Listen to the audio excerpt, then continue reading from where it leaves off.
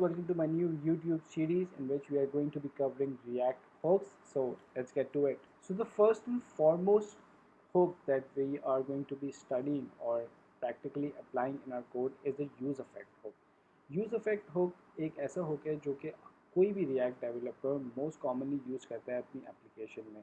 So let's look into what use effect hook is and how it is applied and how we can use it in a React application. So this is our most basic React app. So let's get started and see what it looks like. So we have our use state over here and we have three buttons: post, uses and comment. So for those who don't know what use state is, it's use state is basically another most important React hook which allows us to store the initial value of a variable in our state and updates that value. If you want to have more information about useState, you can visit the React website and get to know what state looks like. तो अब हम जाएंगे Jason place holder की website के ऊपर और वहाँ पे हम देखेंगे कि किस तरीके से हम इसकी APIs यूज़ करके यूज़ इफेक्ट को और समझ सकते हैं. जैसे कि आप देख रहे हैं कि यहाँ पर एक फेच की रिक्वेस्ट हमारे पास है और हमारे पास तीन API रिक्वेस्ट हैं.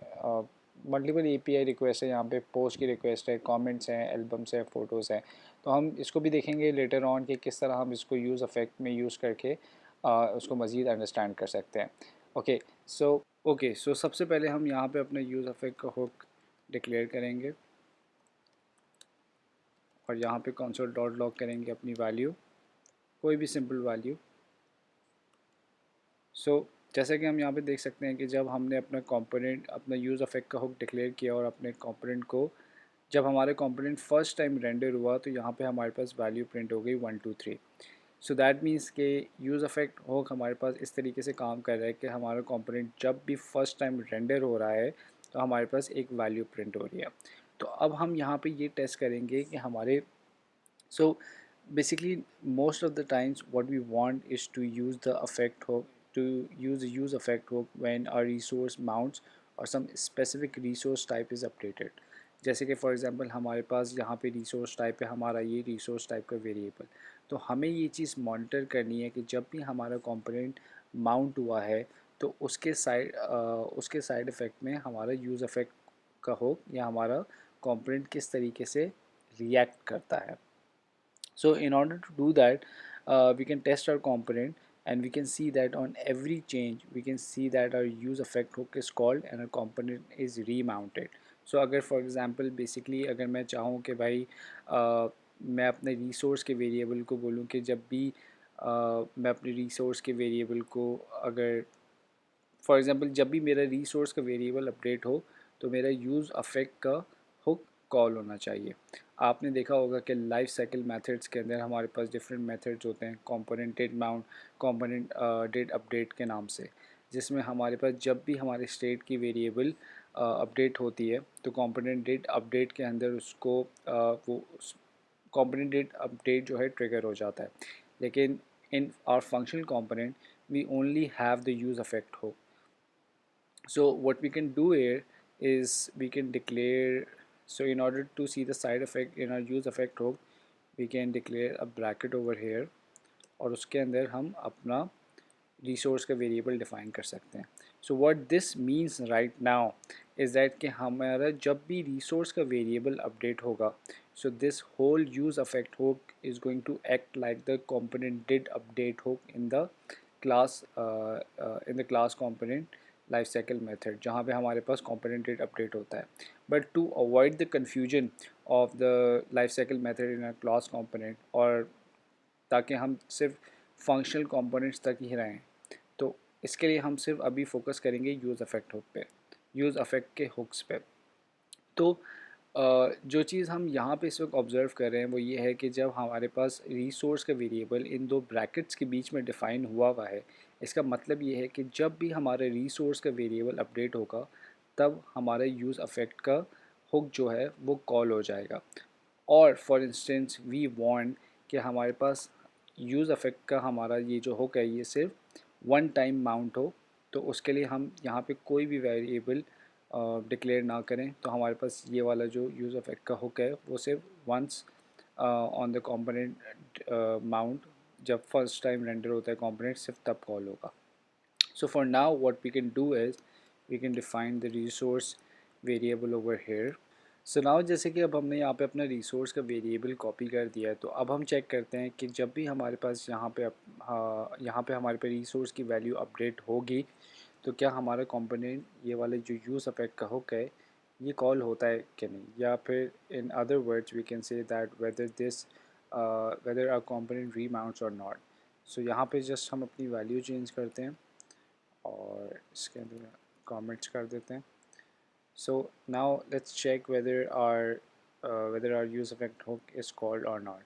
So सबसे पहले हमने post पे click किया तो as you can see we have the value which is 123. That means हमारा अभी resource का वेरिएबल अपडेट नहीं हुआ क्योंकि हमारे पास हमारी इनिशियल वैल्यू जो थी वो ऑलरेडी पोस्ट है. But if you click to our users so you can see that now अब हमारे यूज़ अफेक्ट का जो हुक है वो कॉल हुआ है और हमारा कंपोनेंट रीमाउंट हुआ है. सो सिमिलरली अगर हम कमेंट्स पे क्लिक करेंगे तो देखेंगे हमारे पास दोबारा से हमारा कंपोनेंट रीमाउंट हुआ है और हमारी वैल्यू प्रिंट हो गई है. सो सिमिलरली अगर हम अब इसको दोबारा से रीटेस्ट करें and if we remove the resource variable from here, so now we can see that हमारे पास जस्ट वन टाइम हमारी वैल्यू प्रिंट हुई 123. और अगर हम यूज़र्स पे क्लिक करेंगे या कमेंट्स पे क्लिक करेंगे तो कुछ भी प्रिंट नहीं होगा क्योंकि हमारा कंपोनेंट ऑलरेडी माउंट हो चुका है और हम अपना कोई भी साइड इफ़ेक्ट मॉनिटर नहीं कर रहे हैं अपने यूज़ इफ़ेक्ट के हुक में. सो नाउ हम अब चेक करेंगे हमारे यूज़ इफ़ेक्ट का hook with respect to our API calls. तो यहाँ पे जैसा हम देख सकते हैं हमारे पास डिफरेंट API कॉल्स हैं पोस्ट कमेंट्स एंड एल्बम्स की. तो सबसे पहले what we can do is that we can copy this fetch request and we can paste this over here. So now what we can do is कि अगर हम देखें कि हमारा जब भी रिसोर्स का वेरिएबल अपडेट होगा बेस्ड ऑन दैट हमें यहाँ पे अपना यूज़ अफेक्ट की API को कॉल करना है. So basically what we can do is that as you can see अभी हमारे पास जो फ़िलहाल जो हमारा फेच की रिक्वेस्ट का URL है उसमें एक स्टैटिक वैल्यू हमारे पास है which is to do's and one. So in order to fetch different resources based on the resource type, what we can do is कि हम यहाँ पे जल्दी से देखेंगे कि हमारे पास कौन सी रिसोर्स टाइप के ऊपर हमारे पास वैल्यूज़ जनरेट हो रही हैं. तो जैसे कि आप यहाँ पे देख सकते हैं कि हमारे पास सबसे पहली रिक्वेस्ट है पोस्ट. तो what we can just do is कि हम टू डूज़ की जगह पे यहाँ पे पोस्ट लिख कर सबसे पहले टेस्ट करते हैं कि क्या यहाँ पे हमारे पास पोस्ट कॉल हो रहे हैं कि नहीं. जैसे कि आप देख सकते हैं कि यहाँ पे हमारे पास एक बहुत बड़ा एरे आ गया है जिसके अंदर बहुत सारी पोस्ट हैं. तो I having understood that what we can do now is कि हम based on our resource variable अब हम डिफरेंट रिसोर्सेज कॉल कर सकते हैं. सो मैं जस्ट यहाँ पे एक काम करूँगा छोटा सा कि अपनी URL को अपडेट करूँगा. सो अपनी URL को अपडेट करके मैं यहाँ पर जो भी मुझे रिसोर्स कॉल करवानी है, जो भी रिसोर्स मेरे पास अपडेट होकर आएगी मेरे सेट रिसोर्स के फंक्शन के थ्रू, वो रिसोर्स मैं अपनी API के अंदर कॉल करूँगा. ठीक है. So in order to do that so जैसा भी आप देख सकते हैं अभी हमारे पास जो इनिशियल हमारी रिक्वेस्ट है वो पोस्ट की है, लेकिन अब हमें क्या करना है कि हमें अपना यूज़ अफेक्ट का हुक कॉल करते हुए इस चीज़ को इस कंपोनेंट को हमें रेंडर करना है और इसमें से वो रिसोर्स टाइप फेच करनी है जो कि हमारे पास करेंटली हमारे स्टेट के अंदर सेव्ड होगी. जैसा कि मैंने आपको पहले बताया था कि हम सिंपली इसको मॉनिटर कर सकते हैं इस वेरिएबल को इन दो ब्रैकेट्स के बीच में लिखकर. ठीक है.